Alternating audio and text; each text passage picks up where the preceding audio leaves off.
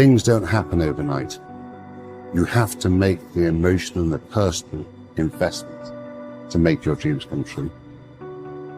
What would amazing look like for you? What would amazing look like if you were amazing? If you know what amazing looks like, then why haven't you gotten there yet? I want you to say, the reason I'm not as amazing yet because I hit the snooze button. That's why I'm not amazing right now. The reason why I'm not amazing right now is because I couldn't get up early enough because I told myself I'm not an early person.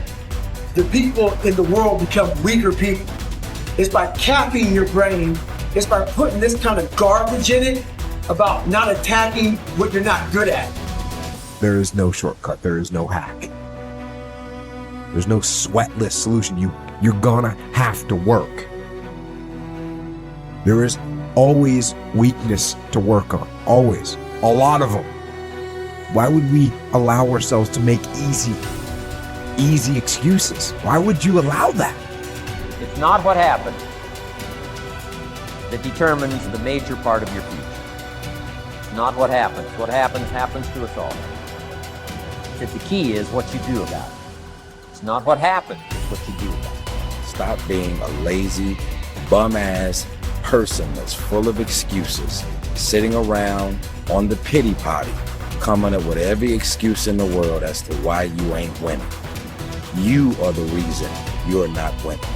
Find a way and an understanding that this thing that we are dealing with right now in our lives is only temporary. It's temporary and it will not last forever. You must realize that you must grow enough tenacity within yourself to press on. Are you going to put in the work or not? Are you going to find a way to reach your goals or not? The minute you start thinking, I don't want to do this, the minute that feeling creeps in, that's the time you're having a test. The minute you feel the ache of, I'd rather do something else, I'd rather do anything else than this, that's the test. The minute you train yourself to say, this is my opportunity, is the minute you go from loser to fucking winner. And this is a skill. This is something you practice. You are amazing and you have limitless potential. So start tapping into it by not sitting on the fence. Get up, get out, and get it done, baby. Let your work get your opportunity. Let your work get your praise. Let your work open up doors. Let your work get people paying attention. Let your work get the whole world to notice. Stop thinking, stop procrastinating, and you gotta work. So you got to make sure that you constantly are rewriting your book. You have to constantly rewrite your book every day of your life. You know, and these aren't just words I say. This is how I have to live. Like, these are conversations I have with myself. And I say it everywhere I go. The most important conversation when you have with yourself. Yes. You live with it every single day. But most of our conversations are not the right ones. They're not the ones that are going to push us to the place we need to go. They're the ones that are going to keep us sitting in that toxic environment that you've helped create and everybody else helped create, and you just live in it. You live in that muck, and that conversation just plays in your head, and that becomes you. So my first conversation when I was absolutely nobody, and that's one thing you have to say. We live in a world now that's so kind. We find the kind way around everything. Like, if you don't look good, I have to find a kind way of saying, I don't like your shirt. Right. That's not the approach. The approach you have to take, at least I took. You take whatever approach you want. The conversation had to be a real, honest conversation. In the accountability mirror, guess what? I was fat. Don't find a kind word to say that, you know what, I've gained some weight. No, you're fat. When I couldn't read, not like, hey, you know, you've been learning this. No, I cannot read. For fourth grade reading level, I'm struggling. And sometimes I call myself stupid. Not in a way to put myself down. So don't take it like, my God, those are so hurtful. Yeah, they're hurtful. It's honest. The conversation has to become an honest conversation of where you're at mentally. Where am I at mentally? I look like I feel like I'm falling behind in school. I'm lazy. My house is a mess. You have to look at what it is and call it what it is. Don't find words to make yourself feel better, because that's what So we hang around people that make us feel better, that tell us what we want to hear, not what we need to hear. And so we stay away from those people. And we stay away from those people, like our internal dialogue becomes that kind, it's okay, it's not okay. So that's where it starts. It starts with that accountability of it's not okay anymore. This can no longer be okay. And calling yourself out for exactly what you are and exactly how you need to fix it. That's where it starts. Take full responsibility for your life. Accept where you are and the responsibility that you're going to take yourself where you want to go. Someone said we have two primary choices in life. We can either accept conditions as they exist, or we can take the responsibility to change them. See, a lot of people want to exempt themselves from taking responsibility. All they want to do is talk about the problem. Every time you see them, they'll tell you their story over and over and over and over again. No. You want to take responsibility for your life. I got me here, I can get me out of this. And I'm getting out. I'm not going to be a volunteer victim. George Bernard Shaw said there are two kinds of people in life. You know, he said those that make things happen, those that watch things happen, and those that don't know what happened. And he said the people that get along in this life look around for the circumstances that they want, and if they can't find them, they make them. They create them. So part of beginning to get unstuck, you've got to decide that the behavior pattern that you have adopted doesn't work for you. You've got to change your strategies, and changing your strategy means reinventing your life.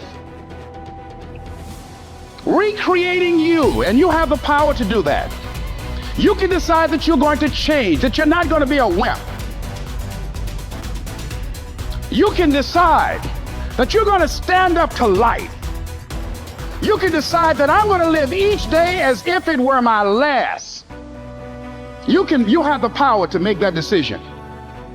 You can decide I'm going to work on myself and develop myself. I'm going to empower me. And all of these things that are happening to me right now, they're just temporary inconveniences. They're not stronger than I am. I'm in charge here. Your self-confidence is closely connected to your self-esteem and to how much you like yourself. Dr. Nathaniel Branden calls self-esteem your reputation with yourself. It is how you feel about yourself and your abilities in relation to any situation that determines how much you like yourself and consider yourself to be a valuable and worthwhile person. The more you like yourself, the better you do. The flip side of self-esteem is what psychologists call self-efficacy. Self-efficacy is a measure of how effective and competent you feel you are to perform a particular task or to achieve your goals. This is called performance-based self-esteem. What this means is that if your self-confidence and your belief in yourself are determined by your self-esteem, or how much you like yourself is determined by how capable you feel you are in any given set of circumstances. For example, if a problem comes up at work or home, and you are so familiar with it that you can solve it quickly and correctly, your self-efficacy and your self-esteem goes up. You feel more capable and confident and more willing to take on other challenges and difficulties. You feel more positive and optimistic. You feel like an excellent person.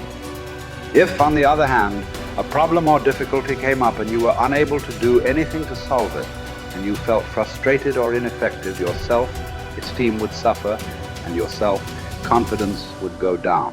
You would feel negative about yourself and your abilities. You might even become angry or depressed. You would feel powerless rather than powerful. That's why they say in playing poker, the winners laugh and tell jokes while the losers say, shut up and deal. The law of cause and effect applies to everything you are today and to everything that you become.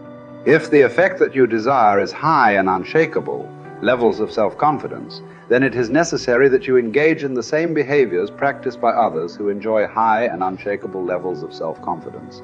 And you will soon experience high levels of self-confidence yourself. Studies conducted on thousands of men and women who have moved from ordinary to extraordinary performance and who have moved from feelings of inadequacy to feeling great about themselves show that there is a direct cause-effect relationship between competence and mastery on the one hand and self-confidence on the other.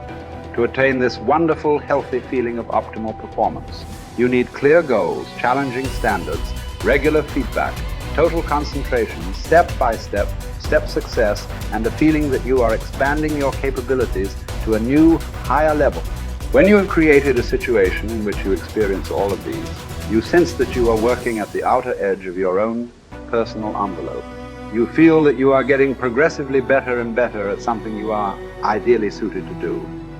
And that while you are still working within the range of your capabilities, you are stretching yourself at every moment. When you are caught up in this kind of experience, you often lose track of time. You become unaware of hunger, thirst, or fatigue. You feel calm and clear-headed and euphoric. Tests show when you are in this state of flow, your brain releases endorphins, nature's happy drug, which causes you to feel happy and energized. Often, while you are in this state, the rest of the world seems to slow down.